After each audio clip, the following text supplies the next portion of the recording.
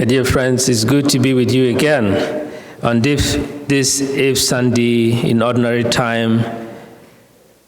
And this week's readings somehow are preparing us for Lent.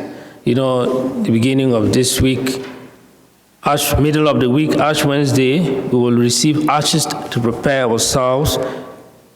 So a period of preparation, a period of training, especially our hearts, cleansing of our hearts, that we can be closer to God. So St. Paul today reminds us that as humans, we are mortal, and this physical mortal body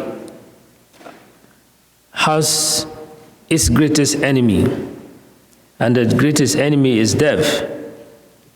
But thank God, Christ has conquered death and has won victory, because death no longer has victory over us.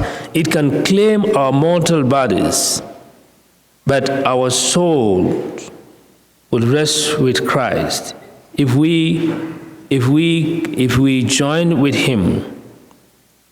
So that's why he says that, and this which is mortal clothes itself with immortality. So our bodies clothe ourselves with immortality at the point that we had accepted Christ, especially in baptism. So in baptism, we die with Christ, and then we rise with him in his resurrection. So that gives us hope. But then we have to bear good fruits in order that our fruits can bring us much more closer to Christ. And in fact, not just only ourselves, but others. Just as good fruits attract,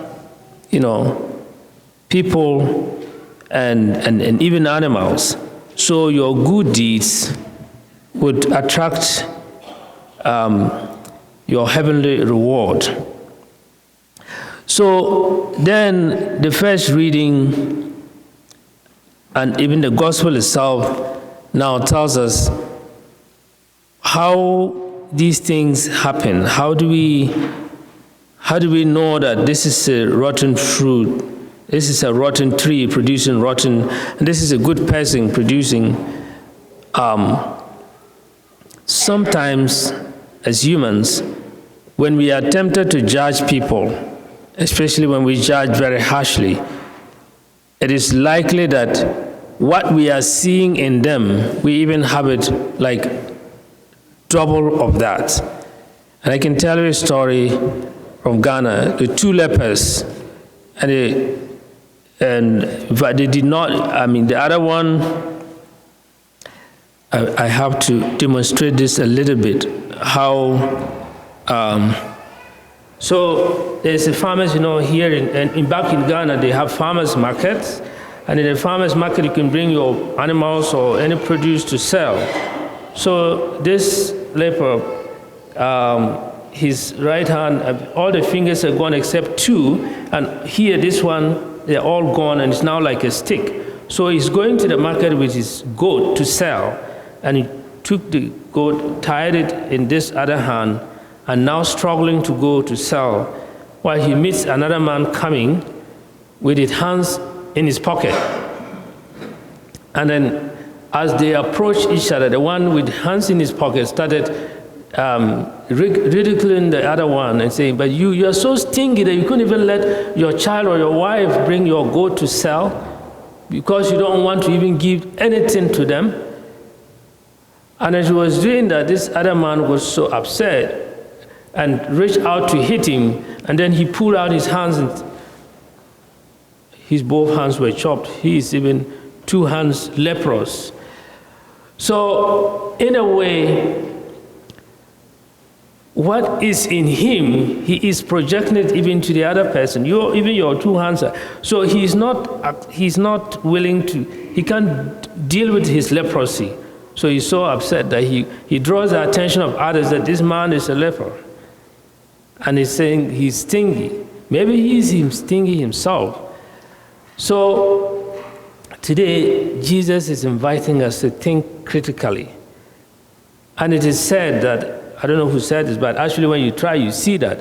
When I try to point a finger at you, I do this, how many are pointing back to me? 3. So as 3 times what I am trying to say, that whatever I'm seeing is wrong with you, is even 3 times at me. That's how nature reminds us of. Anytime we are so upset about something, when you think about something or want to judge someone, go deeper into yourself and think.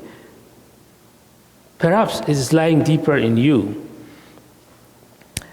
And so the readings are saying that prepare yourself, be careful what you say. And another story that I got about healthcare, a surgeon, very good surgeon, with his family, I think his child went somewhere, had an accident, and the child died. So he was home that day, he couldn't go to work. But then another child also was involved in an accident, and then they rushed to the emergency room, and they prepared this child for surgery. So they called the surgeon, and he wasn't coming immediately. So the family of this child who is injured and they are anxious, so they are pacing up and down and asking, why, where is the doctor, where is the surgeon? So this doctor arrived, and he went straight to the nurses, and then he didn't say much, and then took the documents, said they are ready to do surgery. So he went inside, worked on this child, fixed the child. He came out and quickly signed some document, and then he took off. He did not even. So the parents of this child who has been fixed and looking critically and said, why is this doctor so rude? He didn't even talk to us. So the nurse told them, you see, his son just died. So he was at the funeral when we called him to come and attend to your child. This story reminds, when I heard this story, I'm like, I don't know that if my son dies, I will have the energy to go and work on some other persons. But the parents, in their upsetness, were placing judgment on him for delaying in the first place and for not talking to them. So when we judge or when we say things without reflecting, it is often telling us of what is within us.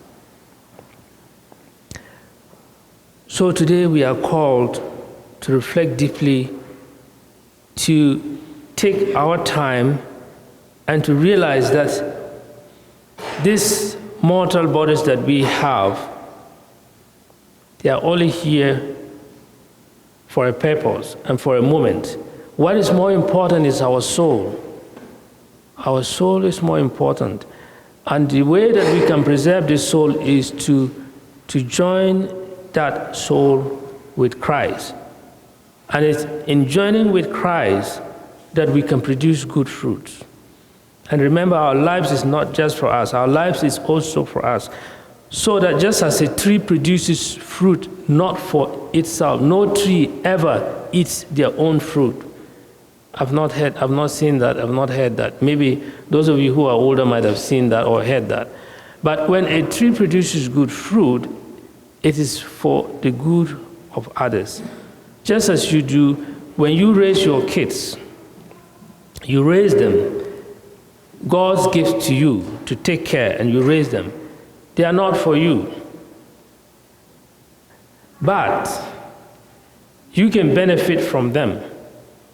So how we raise them is so important. People will trace back to come to your family and say, yes, you raised that child well. So how important is that?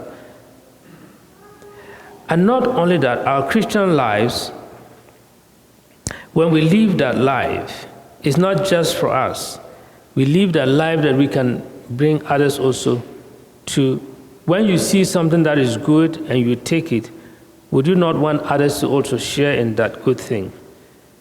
So whatever things that we do, the activities, let's say Lent comes, we have the rice bowl, we have all the fasting that we do. It is also to benefit others.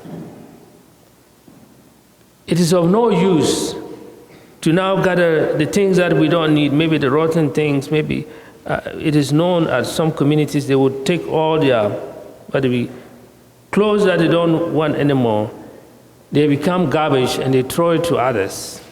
No, give your very best.